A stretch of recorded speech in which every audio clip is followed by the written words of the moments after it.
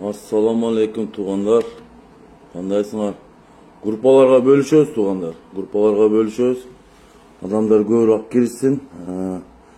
Men sizler менен Бекиев Эмил Маликович. Бүгүнкү темабыз туğanlar. Алейкум ассалам, Азиз Мусаев. Бүгүнкү темабыз туğanlar Садыр Аванын 5 жыл мурун Талас элине жер үй боюнча алтын кенини боюнча жазган посту, Facebook'тагы посту туğanlar. Мен мага капа болуңуздар, 2 күндөн бери колум бошобой, эфирге кире албай. Бүгүн убакыт таап эфирге кирип ошо боюнча тема кылмакчымын туğanlar. Эфирди бөлүшөбүз. Көп адамдар кирсин, ачык, акыйкат, адилет деген болуш керек. Ар бир жараныбызга жетиш керек туğanдар. Акты айырмалап, кара менен акты, адал менен арамды айырмалай турган заман келип калды туğanдар. Мына көрдүңүздөр, өзүңүздөр көргөндөй, бул адам алдар көсе деп коебузбу, же орусча айтканда мошенник деп коебузбу, элди алдап популист сөздөрү менен бийликке келип басып келди туğanдар. Буну ачык моюнга алыш керек туğanдар.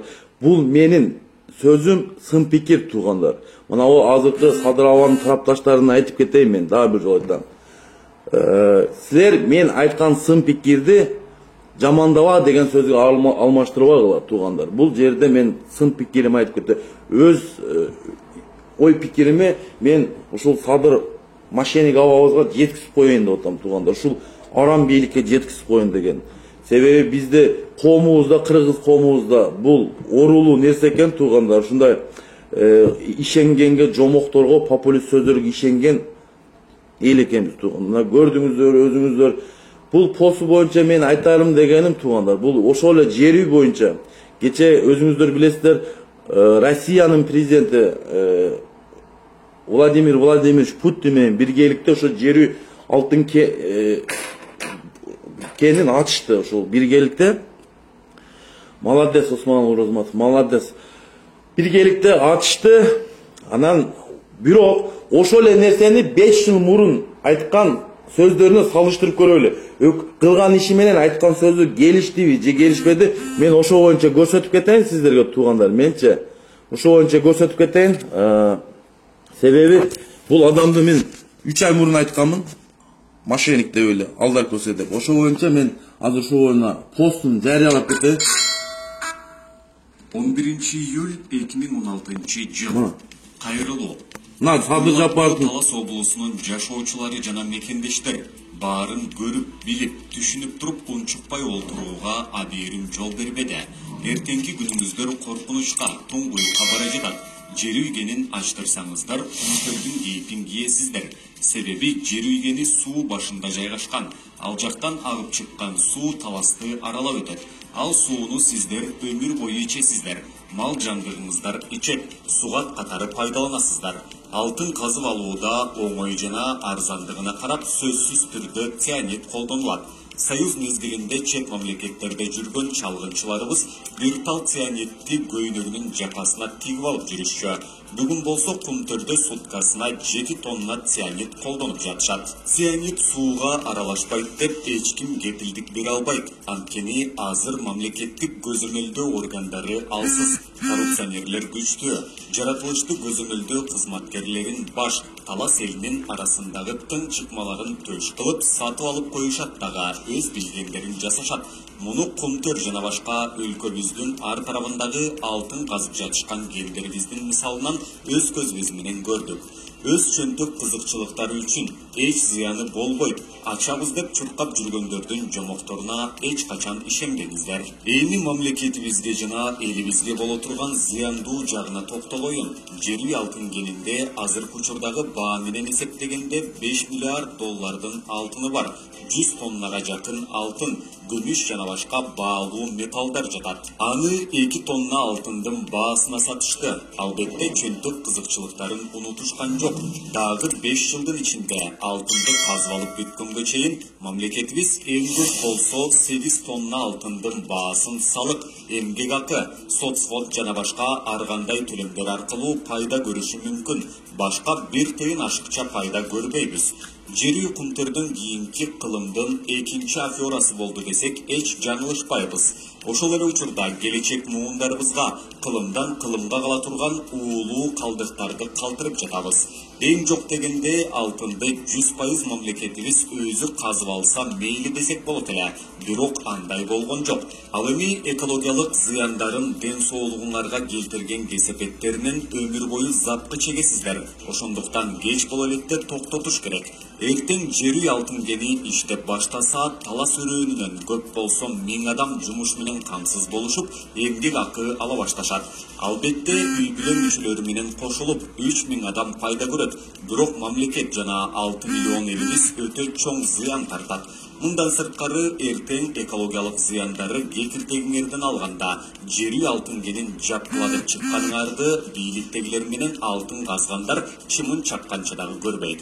Мыйыгынан күлүп алтын түгөнгөнчө казып отура беришет.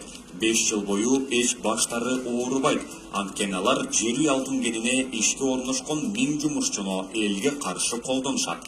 Алар төшүн тосуп коргоп беришет. Эл экиге бөлүнөт. Мындай окуяны иш жүзүндө көрдүк. Эртең үнүңөрдү айга жеткире кыйкырсаңар дагы кеч болот.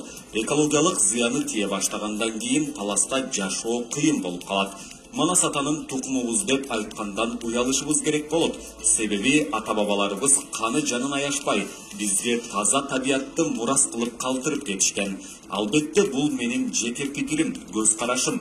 Жыйынтыкты өзүңүздөр чыгарасыздар. Бул кайрылууну айрым менин тырмакчадагы саясий досторум мурда кайда жүрдүң эле деген баягы дүжүр суроолорун бериши мүмкүн. Дароо эле жооп бере кетейин. Саясатка 20 жыл мурда келсем болмок экен деп өзүм дагы өкүнүп жүрөм. Балким бул суроо 20 жылдан кийин дагы берилиши мүмкүн.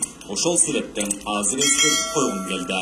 Мына бул сүрөттөрдөгүдөй акыбалга бир гана кумтөр жана жер үй алтын кендер эмес, бүткүл өлкөбүздөгү кен казылып жаткан жерлерибиз, тоолорубуз бүгүн ушундай абалга келип калган экен. Ошондуктан бул көйгөй бардык кыргызстандыктарга тиешелүү. Көңүл бурганыңыздар үчүн ыраазычылык билдирем. Мына ушундай туугандар ушундай пост жазган экен 5 жыл мурун өзү. Жер үй бул кумтөрдөгү экинчи афера деп атат. Ошол салыштырмалык кумтөргө өзү ошо аферага кече Владимир Владимирович менен бирге ачпады, ошо афераны өзү айтып алып, кайта ошол өзү афераны ачты, кайтачы ошо афераны кылып, ошол жер үй алтын кенин ачты туугандар. Анан мына таластык элдерге кайрылган экен, таластык жанандарга туугандар. Мына эми чындык факты менен сүйлөгөн бул мына туура болот туугандар. Алып көрөлү мисалы. Ошо 5 жыл сүйлөгөн сөзү менен азыркы сүйлөгөнүн салыштырып көрүңүздөр кылган иштерин. Андан кийин айтасыздар, ким жамандап атат, ким сын пикир айтып атат. Дагы бир нерсе айтып кетейин туугандар. Кечегинде биздин мына Ташиев деген бар, УКМКнын начальник төрагасы. Кампироватты өзбектерге бериптир туугандар. Бул туура эмес. Ал жерлер биздин жерлер. Керек болсо Усубалиевдин малында ошол Ханабад, мурдагы Советабад деген жерлер биздин жерлер болгон. 50 жылга аренда калса керек эле, по-моему, 50 жыл калса керек эле арендагачы. Ошону биз кайтарып ал ошол Ханабад, ошол азыркы аты Ханабад туугандар. Ошол Кемпироват, ошол биздин жерлер туугандар. Ал жерге биз эмне үчүн биз ошо Кемпироватты өзбектерге карматып койдук? Ал биздин жер болсо. Ушул суроону бердиңиздерби? Булар кыргыз элинин байлыгын туугандар сатып түгөтмөй болду туугандар. Көздү ачалы туугандар. Эртеңки жаңы келген муундарга азыр булар кести Өзбекстан менен курабыз атат. Ким кепилдик берет ошол Өзбекстан 20 жылдан кийин, 25 жылдан кийин меники дебегенге? Ким кепилдик берет? Эсиңиздерде болсо, ушул боюнча суу боюнча Орто Азияда согуш чыгышы мүмкүн деп ошол Өзбекстан президенти маркум өтүп кеткен Ислам Каримов өзү айткан ушул сөзүчү. Ушул суу үчүн Орто Азияда согуш чыгышы мүмкүн депчи. Ошол Өзбекстандын саясаты мындай туугандар. Мен сиздерге айтып коеюн, Өзбекстандын саясаты алган жерин бербейт туугандар. Мен сиздерге айтып коеюн, ачык эле. Мисалы азыр биз келишим түзүп, ошол ГЭСти кура турган болсок туугандар, эч ким кепилдик бербейт. Ошол ГЭС үчүн Өзбекстан менен Кыргызстандын ортосунда согуш чыгып кеткен. Ушул жоопкерчиликти ким алат? Ушул акмактар алабы? Бу акмактар, мошенниктер 2 күндүгүн ойлоп эле азыр Гесті берді, жетім тонну азыр Қытайға берет туғандар, мына көріп отырсыздар. Алабұқада жер кетті. Мынауы өзіңіздер қарап тұрыңыздар. Мына жер үй бойынша айтқан пикері ошо малдағы елге. Сәнет отады. Ошол нерсе сәнет чаткалда авария болуп, ошону эч ким унчукпай калды го туугандар. Же калыппы? Чаткалда Аксай деген жерде сәнет куюлуп кетип, дарыяга түшүп кетпеди беле. Ошону эмнеге көтөрбөйбүз? Ошол чаткалда эл көтөрүш керек болуш керек. Ошол элге зыяны тиет, ошо сәнеттин зыяны тийип, кылымдар боюнча ошол жерде турат ал сәнетчи туугандар. Ошон үчүн мен элиме кайрылып кетет элем туугандар. Ушул мошенниктерге ишенген биз акмак. Мына биз ушул мошенниктерге ишенип жүрөбүз. Ушул мошенниктерге ишенип келип, мына жер үйдү алдырдык орустарга, кумтөрдү улутташтырабыз деп жүрүп, бийликке келгенден кийин 9-дан 15%га чейин акцияны берип койдулар, унчукпай алтын калбай калдык деди. Аз келгенсип кече 18-нче депутаттар комиссия түзүп барып келди. Калдыктан, ошол тонун калдыгына, мусордан керек болсо 100 тонна. Алтын кенин өзүнүн тонунун өзүндө туугандар 400 тонна алтын бар экен туугандар. Эми элестетип көрүңүздөр өзүңүздөр. Ким ушул жерде, ким алдады, ким чынын айтты. Бул жерде кече Момбеков деген депутатыбыз кече интервьюсунда айтты. Запаста кумтөрдө 400 тонна алтын бар деди. Ошон үчүн туугандар, биз geç боло электе туугандар. Ушул нерсени талап кылып, эмне үчүн ушул айткан сөздөрүңө жооп, айткан сөздөрүң аягына чыкпадың? Себеби эмне деген? Ошол суроону берип көрүңүздөр туугандар. Себеби мен айтып коеюн. Бул кумтөрдө алтын калбай калды деген себеби өз убагында бул, мен мындай айтайынчы ачык эле, өз убагында ошо Атамбаев 2010 төңкөрүш болуп кетти беле ошо. Ошого чейин бул кумтөрдө бунун Садыр Аванын кумтөрдө акциясы болгон. Жаңы бийлик келип, убактылуу бийлик келгенде бунун ошол жердеги акциясынын Атамбаев тартып койгон туугандар. Ачык эле айтайынчы, аны эч ким билбесе керек. Мен сиздерге чындык информацияны берейин.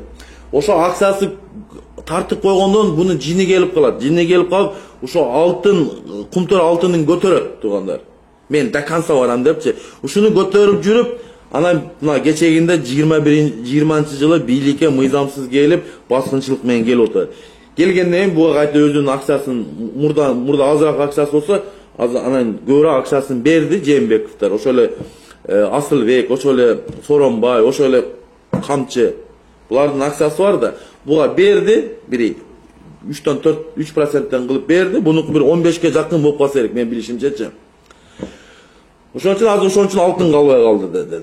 Мен башка иштеккен көрөм. Бул адамдын элге иштейт дегенине мен 4 ай мурун айткам. Койгула, ишенбегиле. Бул киши алдамчы экен, алдар көз экен дедим.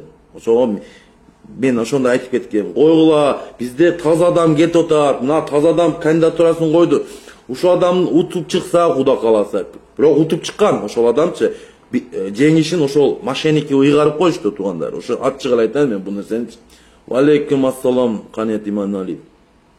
Эми ошол эле тууган эми.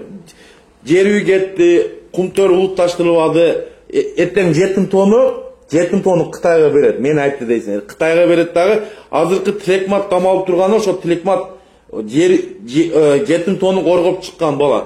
Ошо коргоонун бири. Ошон үчүн камалды туугандар. Анан Facebook'a 4 пост жазып койгон экен.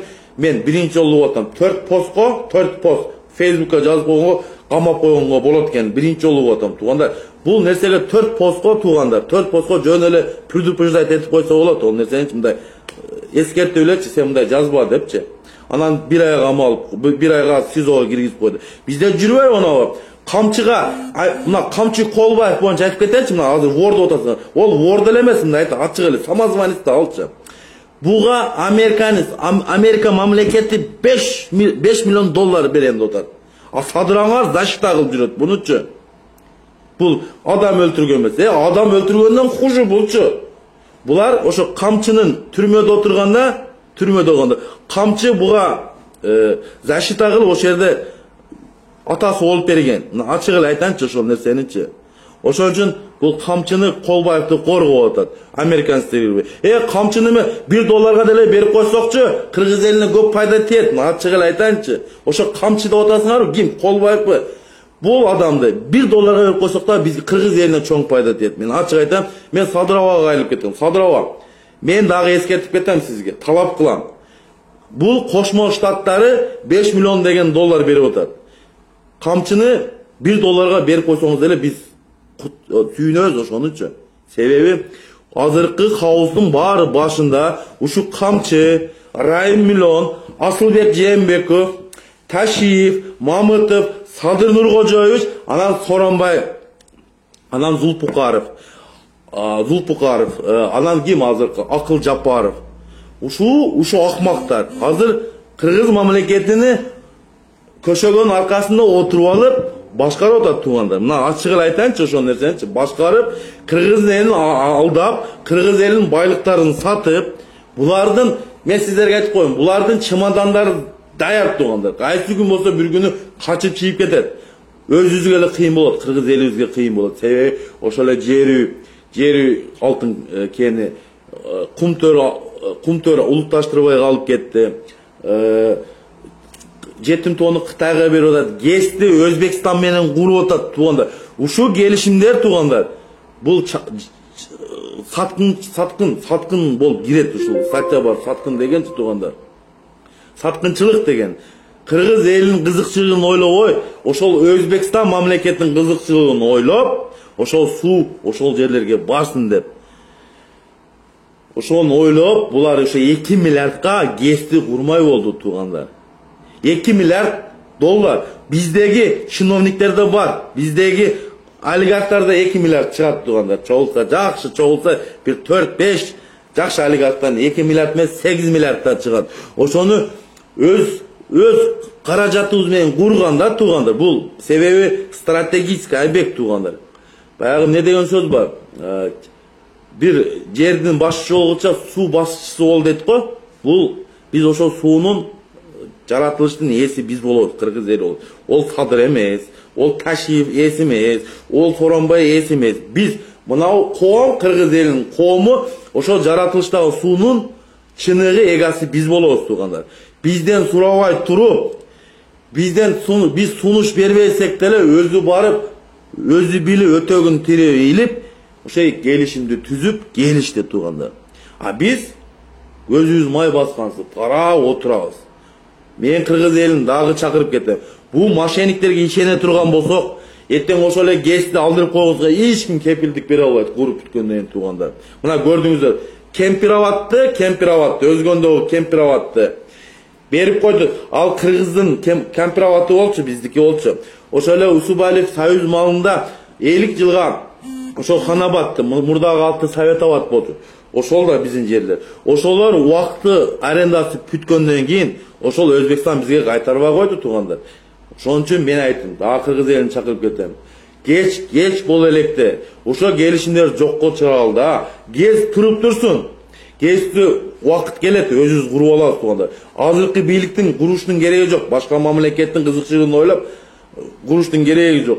ГЭСти бизге окшогон жаш жигиттер келип, мага окшогон жаш жигиттер, патриот жигиттер сыртта жүргөн. Башка мамлекеттерде мээси, акылы жайында азыркы окшогон дөперастерге окшогон ана Ташиев, Мамытов, Садыр Нуркожоевичтерге окшогон дөперастер. Ону мен айткан эмесмин, ону Максим айткан. Максим Бакиевди билесиз. Ошонун видеосу да бар. Ошону айтып коеюн. Мен бул дөперастерге дагы эскертип коеюн. Кеч боло элек туугандар. Geçegi gelişim bu Kırgız elinin kızıkçılığı emez. Bu özüңөрдүн жеке çöntөңөрдүн kızıkçılığını oylop Kempirovatты Taşiyev beribirdi tuğanlar. Mına boldu. Kempirovat ketti. Mına. Kim satkınçı emi? Kim yer sattı? Bu yerde oşul beylik, aram beylik, oşöyle Sadır, oşöyle Taşiyev, bu aram beylikler yerdi optum satып атат туғандар. Көк таштагы, ак таштагы жер кетти. Тажикстанга, Алабукадагы жер кетти. Кемпироват кетти. Жери орустарга кетти, мындай айтканда. Болду, жери болду. Бул Кумтөрдүн экинчи билесиңерби, мындай айтканда эгиз болуп калды туугандар. Себеби ал жерде Россиянын бизнесинин күчтөрү ошол жака кетти. Ошол эле Путин, ал Путинге ким каршы чыга алат? Керек болсо садырабаңар бербирди го. Эми эмне дейсиңер? Садырабаңар ошону бергенге өзү разы болду, ошо Путин бирге ачкангачы туугандар. Ачык айтабыл да. Себеби 5 жыл мурун сүйлөгөн сөзү менен мен азыркы көрсөткөн постун көрдүңүздөр өзүңөр. Ошону салыштырып көргүлө туугандар. Кимди ким алдап атат? Biz uşuğa işengen biz akmak tuğanlar. Ne? Men görgön nerseni sizler görбөйсүңөр tuğanlar. Nege göre albaysыңар? Men görüp turbayım mı? Bunu maşeni ekenin, aldar köse ekenin men görüp turup, men sizlerge ошону жеткизейин desem, sen bul sadır maşenikti jamandadın. Bul jamandaş emес. Bul sadır abаңардын кемчилиги, саясаттага кетирген катачылыктардын сын пикир айтып кетип атам туğanlar. Men daha bir жол айтып коеюн. Bu adamlardan korkкон эмесмин men. Korkpoyum dağı, bir Allah'dan korkom. Akiretте barganda dağı men aytam. Bul sadır maşenik, taşif maşenik, Kırgız elin yerin satıtkanda sen ne unçukpay turdu degende yok, Allah talam den. Men çıkkamın efirden, menin küçüm jetpegenden, efirden tilim var eken, efirden aytıp, elge Kırgız eline jayıltıp, bardığın düşündürüp aytıp çıkkamı Allah talam den. A sizler ne de ister oşonda, oşo akirette? Oşonu özüңүздөргө суроо берип көрдүңүздөрбү? А биз көзүбүздү май баскансып ун чыкпай отурабыз. Мен караңыздар, мына туугандар. Биринчиден, Кыргыз элинин кызыкчылыгын ойлогондо азык түлүк продукталары туугандар искусственный көтөрүп коюшту. Бир, авиа каттамдар туугандар искусственный көтөрүлгөн. Ошол эле Бишкек Москва 60 миң, Moskva, Bishkek 13 ming tuğanlar. Ortada razницасы var tuğanlar. Mınaqa özüңүздөр salıştırıp көрүңүздөр tuğanlar. Emne üçün mına men Moskva şaharında yaşayım tuğanlar. Bizde 1 litr may 90 son. Sredний eseptegende 90 1 litr may 90 rubl. A Kırgızstanda 1 litr may azırkı turuş bağısı 150 som eken tuğanlar. Bir kap 50 kilogram un Kırgızstanda 2 ming eкен tuğanlar. Emi özüңүздөр salıştırıp kötüңүzдөр tuğanlar. Özüңүzдөр salıştırıp kettiңиздер tuğanlar. Men dagы bir nersени aytıp keteyim tuğanlar. Bu mындай döperas, akılı kem, dengeli tömön Kırgızstan'da başkargan adamdı men görüp bile. Ben ошол эле Атамбаевди президент катары тааныган эмес. Ошол эле Жээнбековди президент катары тааныган эмесмин. Ошол эле Роза Исаканованы президент катары. Бирок ошол Атамбаевди тааныбаган менен деңгели бул азыркы бийликке караган иштем алганда 100 эсе чоң. Мен актабайм Атамбаевдичи. Атамбаевдин кылган иштери, жаман кылган иштери да бар, жакшы кылган иштери да бар. Бирок мен Атамбаевди актап, онда адам эмесмин менчи. Жоопкерчилик тартыш керек. Ар бир адам кылган Кыргыз элинин кызыкчылыгын ойлогон, Кыргыз элинин кызыкчылыгын сатып жүргендер жоопкерчиликке тартылыш керек. Ошол эле мына о Жээнбеков деген бар. Асылбек Жээнбеков, Соронбай Жээнбековдор. Ушулар бийликтен кеткен жок тугандар. Көшөгөнүн аркасында отуруп алып азыр башкарып атат. Мынау Тилекматтын камалышына Асылбек Жээнбеков деген күнөөлүү туган. Ошонун заказын мынау министр МВД аткарды тугандар. Мына ачык эле айтайын. Мен дагы бир нерсе айтып кетейин. Азыркы куугунтукта отурган ошол эле Тилекматка, Сегизбаевга, Курсан Асановго боштондукту талап кылабыз тугандар. Мен булардын тарапташы эмесмин. Мен Тилекматты как активист катары тааныйм, бирок Сегизбаевди мен мурда УКМКнын төрагасы болуп турган тугандар. Убагында өз учурунда ушу Садыр Абаңарды мыйзам чегинде камаган тугандар. Мен аны ачык 100% кепилдик берем. Мыйзам чегинде камалган. Бул адам Садыр Абаңар мошенник деп коелум да, алдар көсө деп кой. Бул адам 2 жолу соттолгон адам тугандар. 2 жолу соттолгон. Ошол соттун өкүмү чыккан, жогорку соттун өкүмү чыккан. Жогорку соттун өкүмү Аркага иштебейт, ошону билип коюңуздар туугандар. Булар ошо 5 октябрь караган түнү түрмөдөн мыйзамсыз алып чыгып, райондун соту менен актап коюп атат туугандар. Райондун соту менен жогорку сот чыгарган өкүмдү райондун соту менен бир түндө актап коюп атат. Мындай бир дагы мен мындай жаратылышта көргөн эмесмин ушул малга чейин. Практикада, что баягы 2 жолу соттолгон адам, жогорку сот өкүм чыгарган адам бир түндө акталып кеткенинди мен биринчи жолу угуп атам туугандар. Ошон үчүн көзүбүздү ачпасак туугандар кийин кеч болуп калат. Азыр дагы иштек эмес, дагы көтөрүлөт азык түлүктөр туугандар. Билеттер ошо боюнча дагы 1 жыл, 2 жыл ушул баада болот. 60 000 менен Москвага учуп турасыңар туугандар. Биз унчукпай отурсак, мына ошо окшогон мына жигиттер өзү Тилекмат не кылмыш кылды? Иш кылмыш кылган жери жок тууган. Бул Тилекмат Кыргыз элинин активисти, жараны катары. Мен бул менен тилектешмин. Бул адамдын бир жетишпегенди бул карапайымдын элдин баласы туугандар. Ошон үчүн бул бийлик арамкор бийликтин күчү ушуга жетти. Шуну атасыздар, ушуга жети, ушуну камады. Эмне үчүн ошо эле Колбаев камчыны вор дейт? Бул вор эмес, бул самозванец. Мен ачык эле айтайын, буну никогда бирөө вор деп санаган эмес. Үй камагына чыгарып койду. Раймиллион клиникада жатат туугандар. Эми ошону салыштыр. Карапайымдын эли Тилекмат түрмөдө жатат 1 айда. Ошол жакшыбы? Ошон үчүн туугандар, мен дагы бир сыйра кайрылып кетейин туугандар. Geç bollekte Kırgızstan'ın geleceği kolumuz, öz takdırımız, özümüzün kolumuzda tuğanlar. Ertenki gelgen muğunlarga, nevere, bala çaka degende, bul biyilik, bugün var erten yok. Hiç kim kepildik beri albaydı. Bul biyilik, erten turat degen hiç kim kepildik beri albaydı. 2 minuttan kim ne olup ketsin, hiç kim bilbeydi tuğanlar. Şonun için ben Kırgız elini dağı çakırıp ketem. Кайдыгер карабайлы туугандар, кайдыгер карабай туугандар. Сурооңуздар болсо бериңиздер туугандар. Мен ачык, адилет сөздөрүм айтып кетем туугандар. Мен корко турган жерим жок. Мен бир Алла Тааладан корком. Алла Таалам күч кубат берсе, жашым канча жаш берсе да ошол малдарга келсек, кийинки тарыхта кала турган сөздөрдү мен айтып кетем. Тарыхта бул президент, мен таанып алган президент. Биринчиден зек, экинчиден аферист, үчүнчүдөн мошенник туугандар. Кыргыз кызыкчылыгын ойлобой, кыргыз байлыктарын сатты деген акмак президент катары таанып алган президент катары кирет. Тарыхта.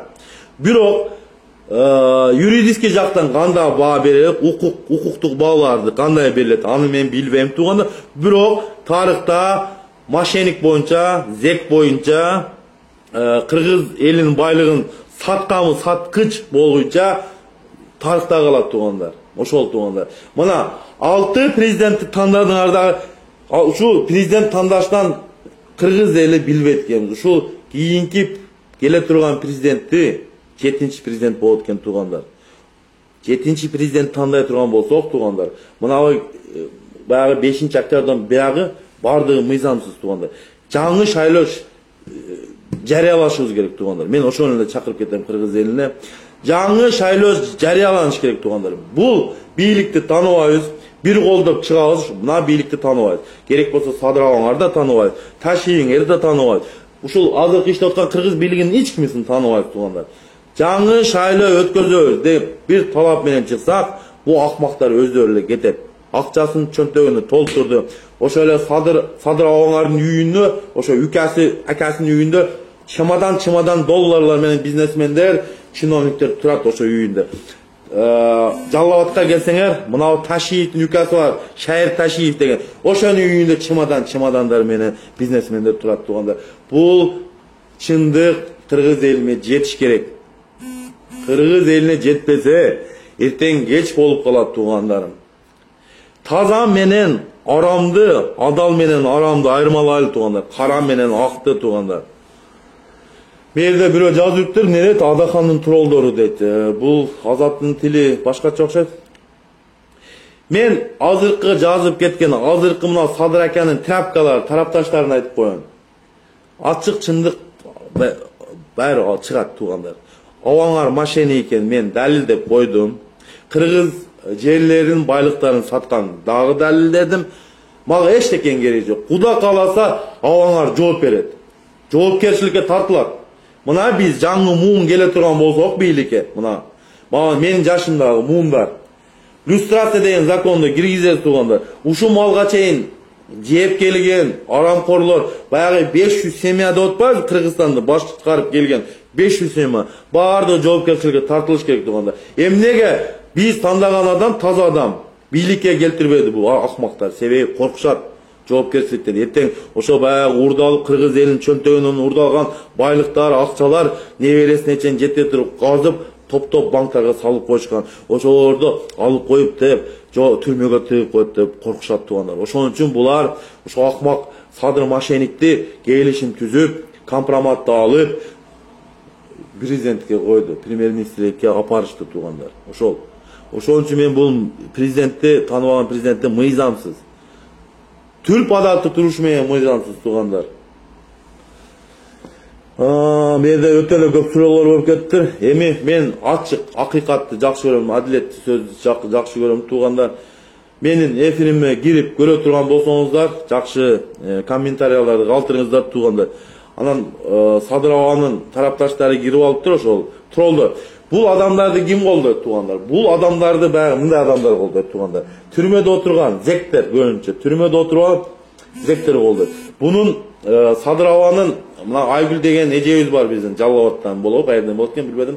Ошол эжебиз өзүнүн бир офиси бар. Ошол жерде айт специалисттерди алып отургузуп, бир 20-га 40-ка жакын адамды отургузуп, бизге окшогон активисттерге атака кылат, отуруп алып. Мына азыр жазып аткандары көбү троллдор тугандар. Бунда адам фейктер, мындай айткандай фейктер. Себеби ар аккаунттарды ачып туруп бизге окшогондор активисттерге жадырат.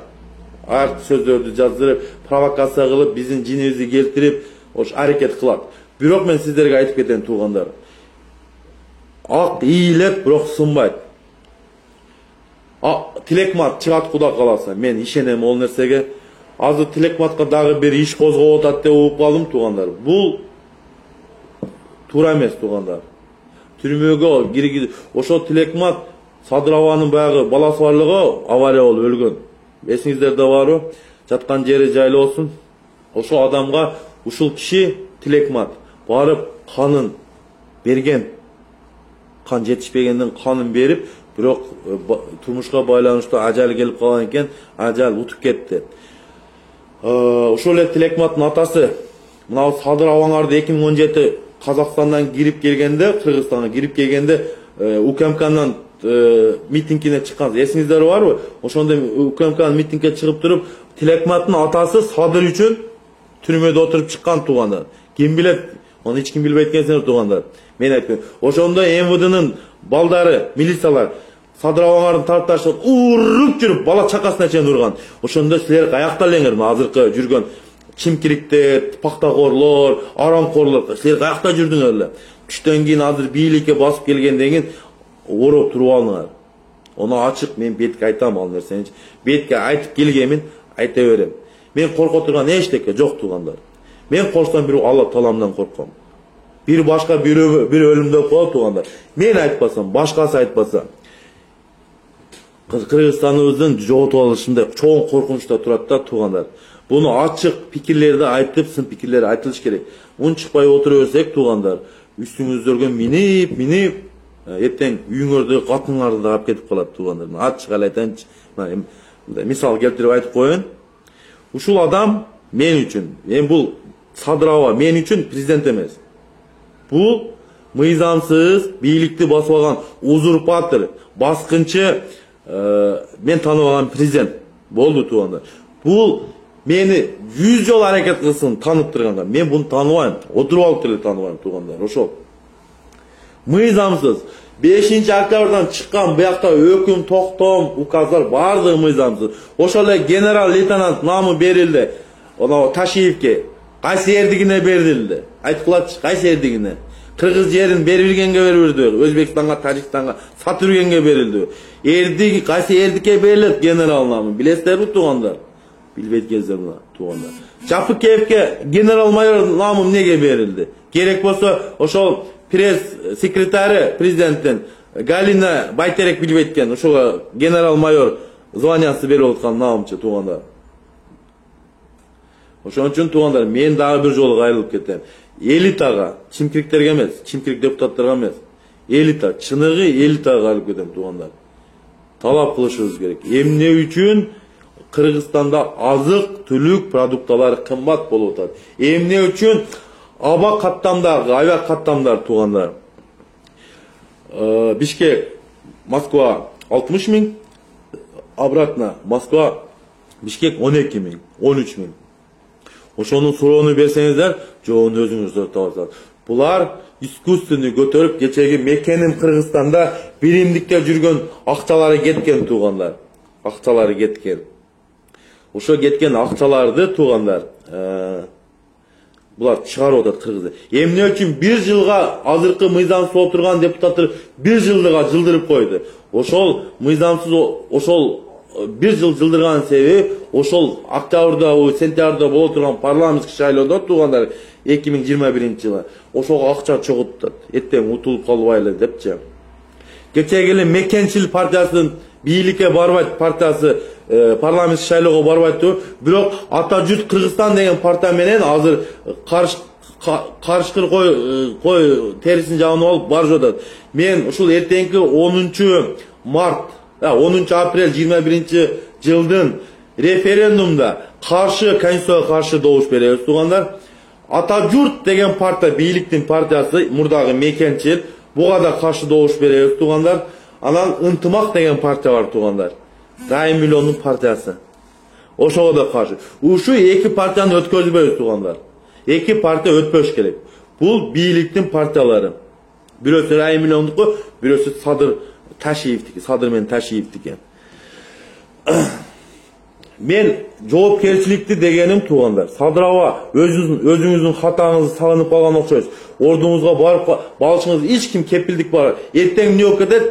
Билесиз. Эртең эл тез бурулат. Элди билесиз. Эл сизди ошо 2017-жылы эл камаган. 2000 ушул эле эл. Ушул эл сизди алып камап 3 жыл отуруп койдуңуз эле. Ушул эл кече 5-октябрда эптеп бинесе кылып, мошенничество кылып атып алып чыктырды сиздечи. Ушул эл эртең сизди түрмөгө тыгып коюшу мүмкүн. Эч ким кепилдик бере албайт. Ошон үчүн эртең ойлонуңуз, акыл эсиңиз жайыңызда болсо, Кыргыз кызыкчылыгын сатпаң. Бул Кыргыз элинин байлыктары туугандар. Бул гез, ошол эле суу, алтын, күмүш, башка бардык сыйроолор Кыргыз элинин байлыктары туугандар. Мен дагы эфирге кирем туугандар. Кайдыгер карабайлы. Кайдыгер карасак ушинтип эртеңки муундарга, Кыргызстандын келечекте муундарга Кыргызстанды өнүккөн мамлекеттерден тапшырып кетели, байлыктарды сатып берсек туугандар. Эртең Кыргыз элибиз, кыргыздардын келерки жаңы муундар ушул башка мамлекеттерге кул болуп калабыз туугандар. Азыр деле кулбуз. Мына биз Кыргызстан эли экспорт, мына кул боюнча эксперт болуп калды. Мындай экспорт кылат экенбиз да. Башка мамлекеттерге биз рабочыларды жөнөтөт экенбиз, айткандай ишчилерди ошол башка мамлекетте биз ар жылы 2 миллиард доллар жөнөтөт экенбиз туугандар. Биздин акчабызды алса деле биз ошо ГЭСти куруп коймок экенбиз туугандар. Ошону мындай салыштырып көрсөң, ошо Өзбекстандан албайлы биз мына убактылуу иштеп жүргөн, сыртта жүргөн жарандар жылына 2 миллиард доллар жөнөтөт экенбиз туугандар. Биздин акчаны иштетип койсо, биз ошо ГЭСти биз куруп коет экенбиз туугандар. Мына биз убактылуу иштеп жүргөн жарандар. Бизге ошол мына мигранттар эмес, бул убактылуу иштеп, мигрант деген сөз болбойт. Убактылуу иштеп жүргөн, сыртта иштеп жүргөн жарандар. Биз ошо 2 миллиардты жылдан которот экенбиз туугандар. Ошону биз которуп, ошол жерден акция кылсын, ар бир убактылуу иштеп жүргөн, сыртта иштеп жүргөн жарандар акциясын өзүнө эметесин, ошо ГЭСти биз куруп алат экенбиз туугандар. Ошондо сунушту мен Кыргыз элиме сунуш кылып кетем туугандар. Кандай ойлойсуздар, жазсаңыздар болот. Мен жеке өзүмүн поштама жазсаңыздар, мен ошол сөздөрүңүзгө мен жооп берейин. Биз убактылуу иштеп жүргөн, сыртта жүргөн мигранттар, убактылуу мигрант деген сөз эмес, сыртта иштеп жүргөн убактылуу жарандарыбыз жылына 2 миллиард доллар жөнөтөт экен. Ошол 2 миллиард доллар менен биз КЭСти куруп алсак болот экен туугандар. Той топороңду токтотуп туруп, баягында ашыкча каражаттарды тойлорго кетире бербейт туугандар. Ошо КЭСти биз убактылуу иштеп жүргөн сыртта жүргөн жарандарыбыз куруп койсок болот экен туугандар.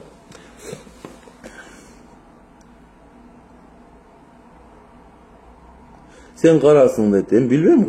Tüsüm karadı. Em zaten içim ak bulut bayır.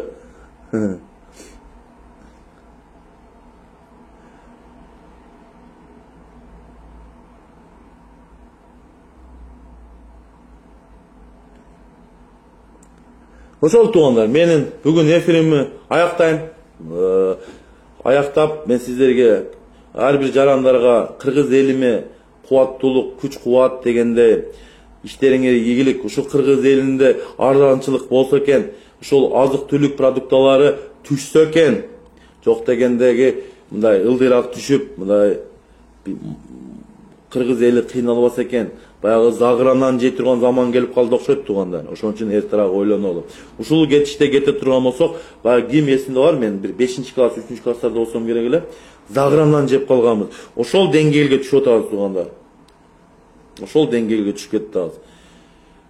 Ушул кыргыз элим мен чакырып кетет элем туугандар. Алданбайлы. Алданып ушул малга келдик. Бизди алдады. Алдандык. 5-октябрда болгон төңкөрүштү биздин утушубузду кыргыз элинин утушун урдап алышты. Саламатта калыңыздар. Мен сиздер менен Бекиев Эмин. Малик Көрүшкөнчө туугандар.